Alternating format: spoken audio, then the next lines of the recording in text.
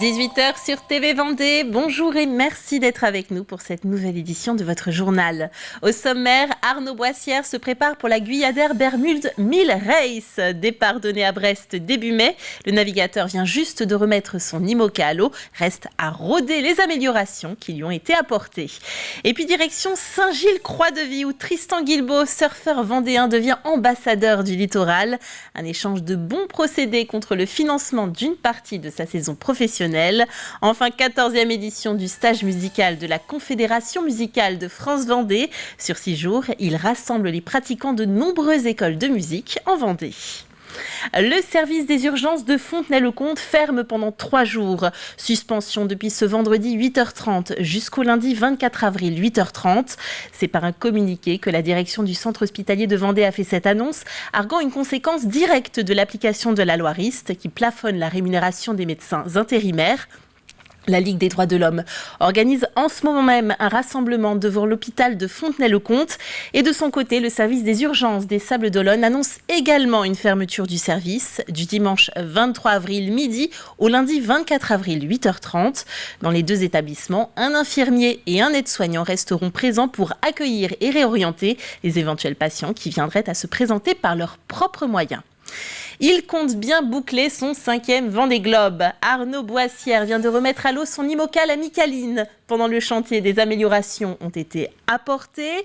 Aux marins, maintenant, de se réapproprier son bateau avant les prochaines échéances. Alix Lanos l'a rencontré aux Sables-d'Olonne.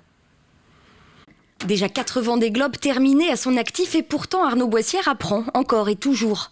À bord de son IMOCA tout juste sorti du chantier, le Vendéen d'adoption reprend ses marques. On va réapprendre aussi à naviguer parce que du fait que l'étrave a un peu changé, on va réapprendre à naviguer avec cette petite étrave. On a spatulé l'avant du bateau, comme ça quand tu fonces dans une vague, ça va aider au bateau à ressortir plus vite. Donc là au quotidien, on accumule des données pour voir comment se comporte le bateau et voir l'évolution. Donc on réapprend. Autour du skipper, une équipe fidèle de 4 techniciens qui ont optimisé et pensé chaque recoin du bateau. On a mis un petit siège là, parce que je suis pas très grand.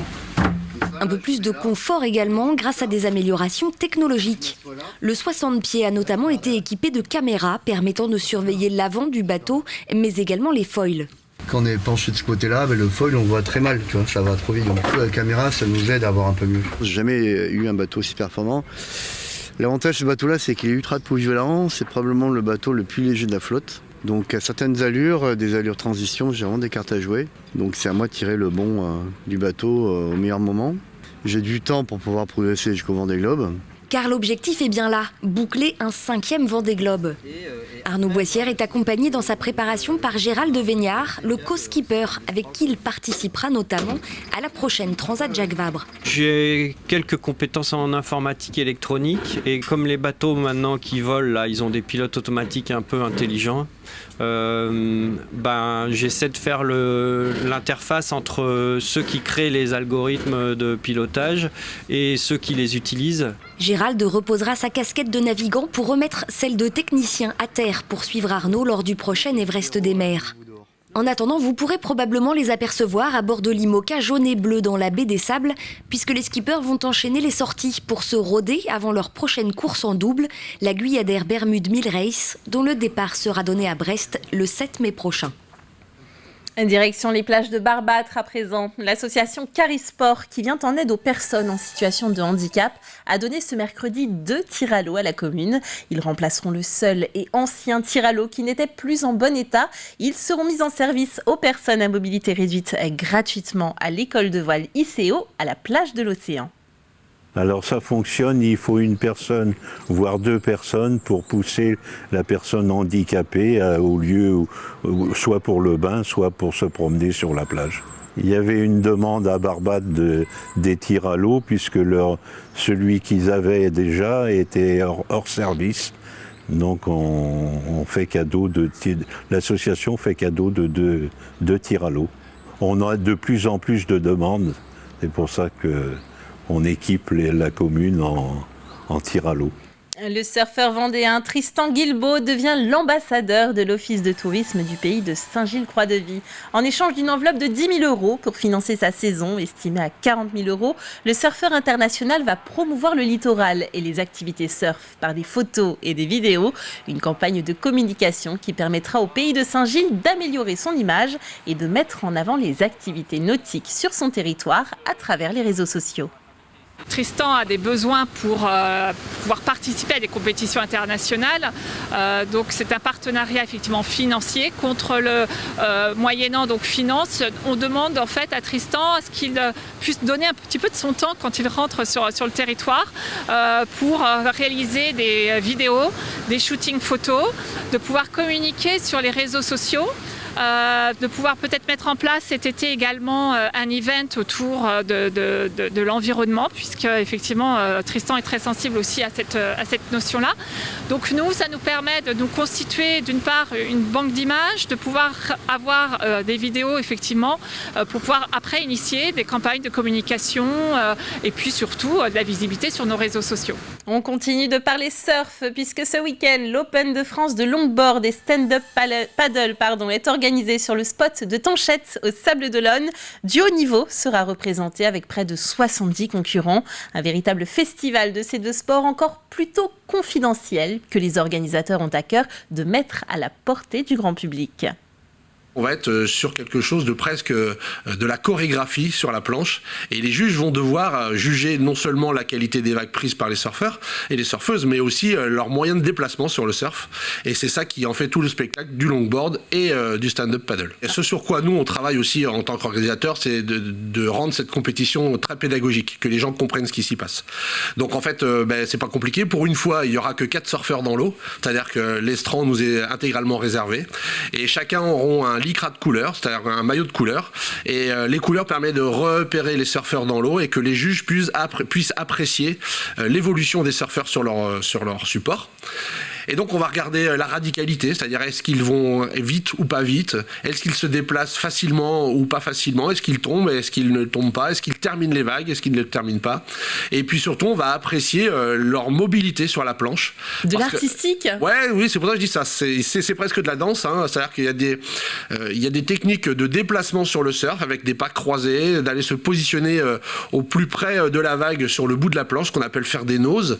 Voilà, ça c'est ce que tout le monde va rechercher tout le week-end. On a pu prouver en 2021 que les vagues étaient là et qu'on avait un beau spot de niveau national.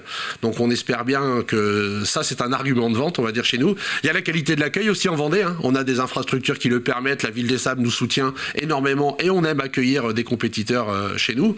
Et puis c'est vrai que nos vagues sont là pour ça, donc ça attire pour que les gens puissent faire des points, donc ça attire, ils viennent chez nous et disons on n'a plus à rougir de nos vagues et on peut en être fier. Extrait de la Vendée en direct de ce vendredi à voir en replay. C'est un stage peu commun qui est organisé cette semaine sur le campus des Établières à La Roche-sur-Yon. 70 musiciens se préparent à un concert qu'ils donneront demain après-midi au Ciel. Des musiciens qui jouent ensemble sans se connaître. Ils sont issus d'écoles de musique réparties dans toute la Vendée. C'est la 14e édition de ce stage organisé par l'antenne départementale de la Confédération musicale de France, une association qui s'attache à promouvoir la pratique musicale amateur. Si vous avez ça dans l'oreille, vous avez la trame. 1, 2 et... 77 élèves en stage d'orchestre d'harmonie venus de toute la Vendée pour progresser.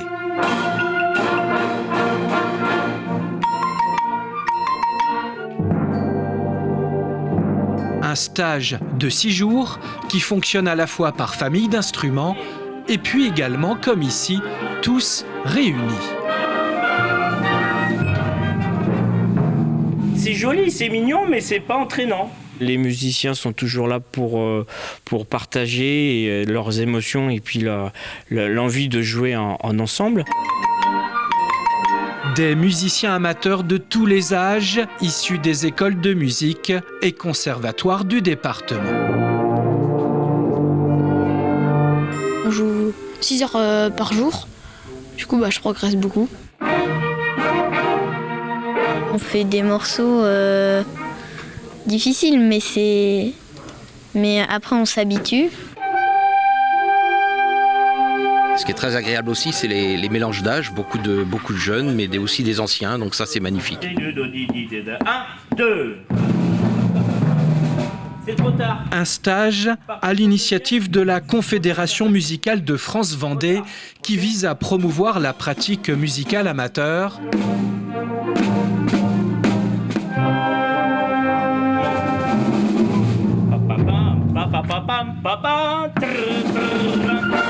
À l'issue de ces 6 jours de pratique, cet ensemble musical donnera ce samedi à 15h un concert gratuit à l'Auditorium du Ciel de La Roche-sur-Yon. Mission pollinisation, c'est l'escape game original mis en place à la Maison des Pyramides de La Roche-sur-Yon dans le cadre du dispositif Mon quartier espace de biodiversité. Il porte sur le thème des abeilles et l'importance qu'elles ont concernant l'équilibre naturel par la pollinisation. Des énigmes scientifiques et ludiques à résoudre en 1 heure chrono. Cet escape game a remporté un grand succès. Proposé du mardi au samedi de cette semaine, tous les créneaux ont rapidement affiché complet. Ils sont sensibles, mais pas forcément toujours bien au courant. Donc du coup, ça leur apporte des informations qui les intéressent. Après, certains viennent pour le côté escape game, et du coup, ils sont sensibilisés par ce biais-là. D'autres viennent parce qu'ils sont vraiment intéressés par les pollinisateurs. Donc on a vraiment une diversité de publics. Les gens sont très intéressés et ont envie d'en savoir plus. C'est la fin de ce journal, on se quitte avec des images ensoleillées du passage du Goût prise hier. Le beau temps et le haut coefficient attirent les touristes et des locaux. Des images de Grégoire de Châtillon. Bon week-end.